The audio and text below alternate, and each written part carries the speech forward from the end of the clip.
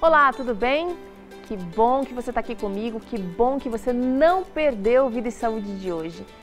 Tá bastante interessante o programa, a gente vai falar um pouquinho sobre gratidão e felicidade. Aliás, durante toda essa semana a gente está tratando desse tema que é tão importante para a saúde em geral, a felicidade. E hoje a gente vai entender um pouquinho sobre como a gratidão pode melhorar então no processo da felicidade. Nós também vamos conversar um pouquinho sobre a estimulação da linguagem na criança. Você que tem um filho, que tem algum sobrinho, alguém na sua escola que tem dificuldade para falar, para desenvolver essa parte tão importante também da criança, precisa ficar atento, porque aqui a gente vai dar algumas dicas e exemplos de coisas que a gente precisa evitar, de coisas que você pode fazer por essa criança. No Vida e Saúde de hoje, você também descobre dicas práticas que vão deixar a sua mala na hora de viajar impecável. Uma maneira, técnicas eficientes para deixar a mala arrumadinha e você conseguir encontrar tudo o que precisa. Melhor ainda, fechar a mala direitinho antes de sair e quando retorna para casa. Vida e Saúde está só começando e eu quero dar as boas-vindas ao psicólogo Josué de Castro. Tudo bem, Josué? Tudo, e você? Já esteve aqui com a gente hoje. Verdade. Obrigada por abrir um espaço na sua agenda, viu? Que isso, imagina. Eu falei hoje, né? Mas você já esteve ontem com a gente e vai estar aqui durante toda essa semana falando um pouquinho sobre o processo da felicidade. Verdade. Josué, a gente já sabe que tem estudos que falam que a gratidão realmente ela é efetiva no processo de conseguir o contentamento, a felicidade. Por que a gratidão é tão importante assim? A gratidão é importante porque, da mesma maneira que você recebe estímulos positivos na sua vida, você consegue perceber que eles ajudam você a se desenvolver. E essa percepção, né, essa questão de você olhar para a sua vida e falar assim, nossa, eu estou melhor que antes, né? E agradecer por isso faz com que você tenha,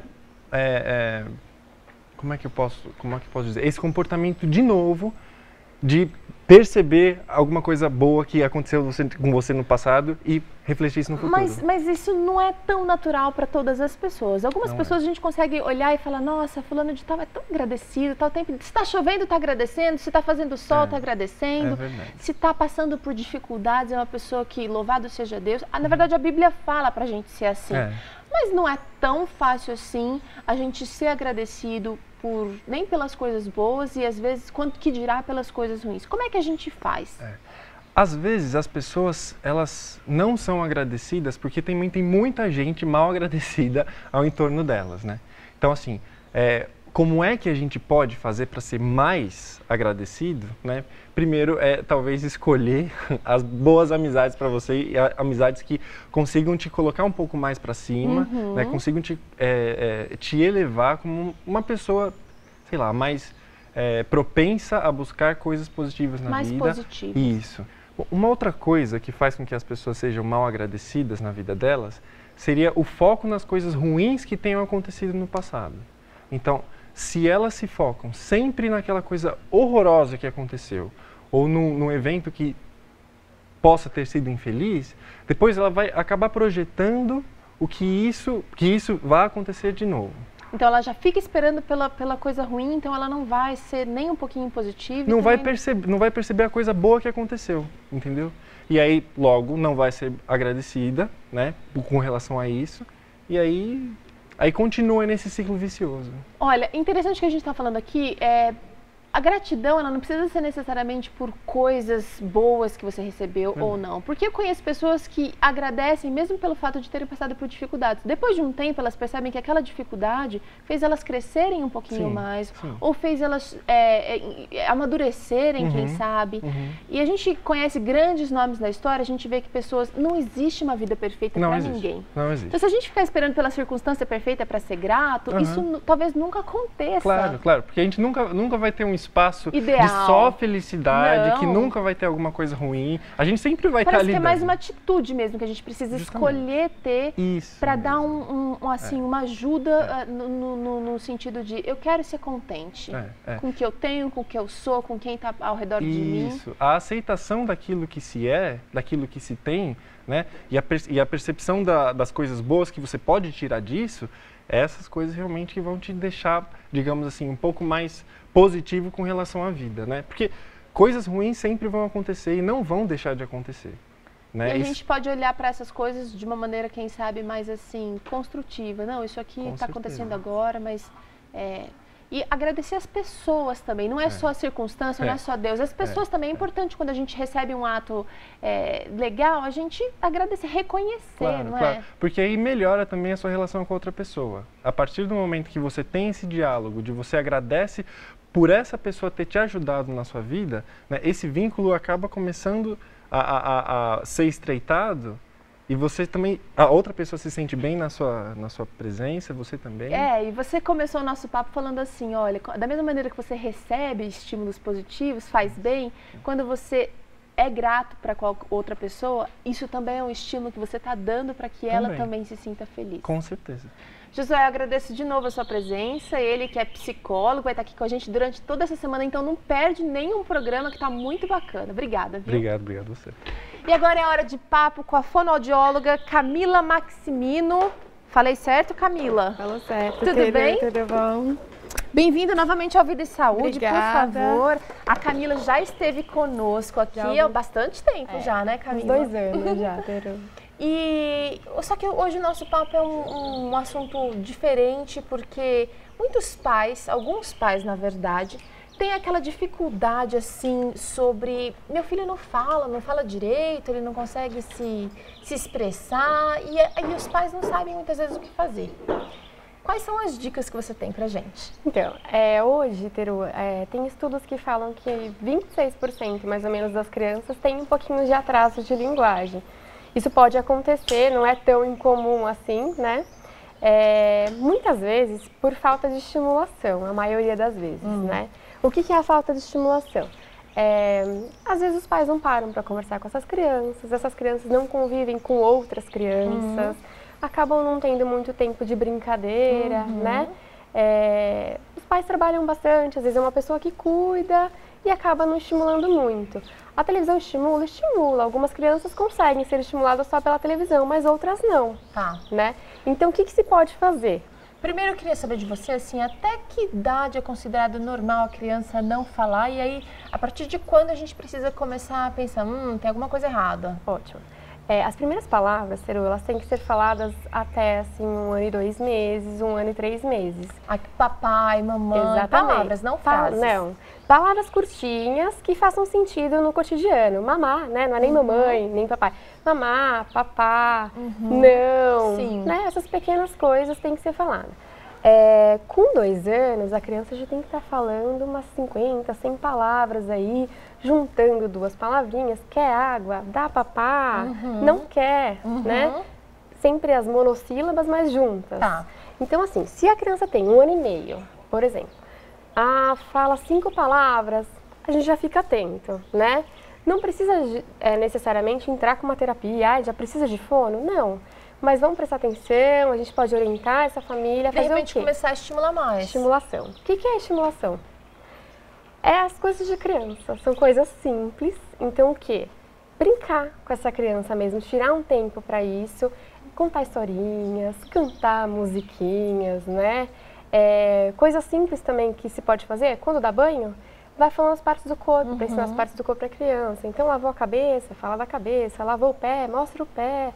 E repetidamente isso. Para os pais que têm pouco tempo, existe assim, eu acho que a gente precisa aprender a aproveitar mais esse tempo. Por exemplo, você está descendo uma escada. Eu lembro que eu na fase que eu ficava em casa só com meu filho, pequenininho, eu lembro que eu descia a escada e eu cantava 1, 2, feijão com arroz. Então, assim, a gente tem que maximizar e potencializar, na verdade, esse pouco de tempo que tem, porque todo mundo corre contra o relógio hoje em dia, né? Muitos pais trabalham, né? Quase não tem tempo, mas o tempo que tem, eu sempre falo para os pais, 10 minutos, tira 10 minutos do dia e vai lá fazer uma brincadeira com seu filho, pega um livro, né? Para as crianças bem pequenininhas, aqueles bem coloridos, com figuras bem grandes, não precisa ter muito conteúdo. Então quer dizer que o fato de ler um livro para criança já é uma estimulação? Sim, com certeza, uma enorme estimulação. As melhores estimulações hoje são musiquinhas e historinhas. Sei lá, passou dos 3 anos, porque até 2, 3 anos a gente não fica corrigindo o jeito que a criança fala. Mas e se você percebe que já todos os amiguinhos já amadureceram um pouquinho mais a fala, já estão acertando mais, e com exceção de uma palavra ou outra, falam mais corretamente. E se de repente quem está nos assistindo percebe que o seu filho ou sua filha não fala corretamente. Já tem 4 ou 5 anos e fala como um bebê, por exemplo. O que ela precisa fazer? Geralmente as crianças que falam como bebê, a gente chama de uma fala infantilizada. Tem um contexto por trás disso, né? Geralmente são filhos únicos ou filhos mais novos que são super protegidos pelos pais. Então é importante a gente também observar esse comportamento. Os pais não super protegerem as crianças, né? É importante ter regra para todo mundo na casa e de forma igual, né? Com 5 anos, é suposto que a criança já fale todos os sons corretamente.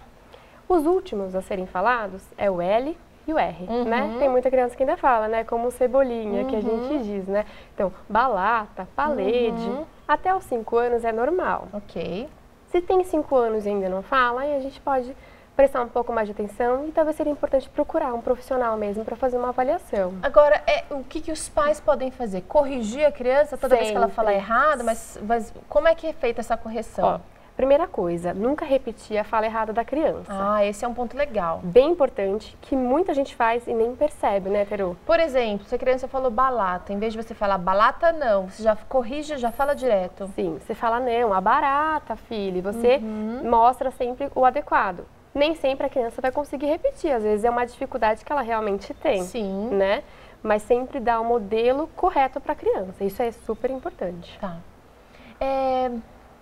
Os pais, eles se preocupam demais ou se preocupam de menos com a questão da fala, na sua opinião? Eu acho que a maioria de menos, Teru. E não só os pais, até alguns profissionais ainda hoje falam, não, tá normal, espera mais um pouco, né? Claro, crianças são diferentes umas das outras, né? Algumas são mais rápidas, as meninas são mais rápidas que os meninos. A gente fala mais mesmo, gente, desde pequenininha. Mas, assim, não dá pra comparar tudo. Mas algumas coisas a gente tem que ficar esperta, porque, assim, a gente recebe, às vezes, 3 anos uma criança que não fala nada.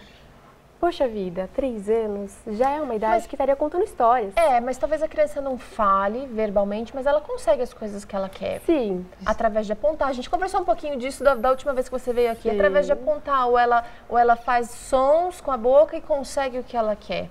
Então, na verdade, ela não sente uma necessidade real de improvisar, não, de melhorar a sua comunicação. De se comunicar através da fala, né? Eu falo para os pais. Você não pode deixar o seu filho achar que não precisa se comunicar através da fala. Então, se ele aponta e recebe tudo, ele realmente não precisa, né? Então, isso é bastante importante também, a gente nunca estimular eles a se comunicarem só pelos gestos. Claro que a expressão é super importante, mas tem que vir junto com alguma expressão mesmo a partir da fala.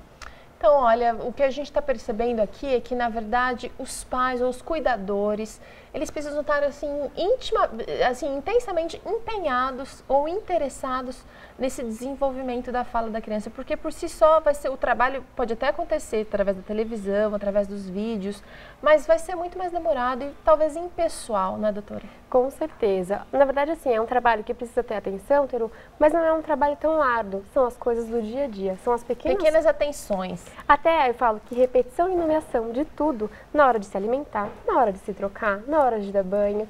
Tá sempre falando para a criança o que é que se está fazendo, o que é que estão comendo, nomeando essas coisas e repetindo. Já é um exercício natural. Exatamente, isso já é estimulação.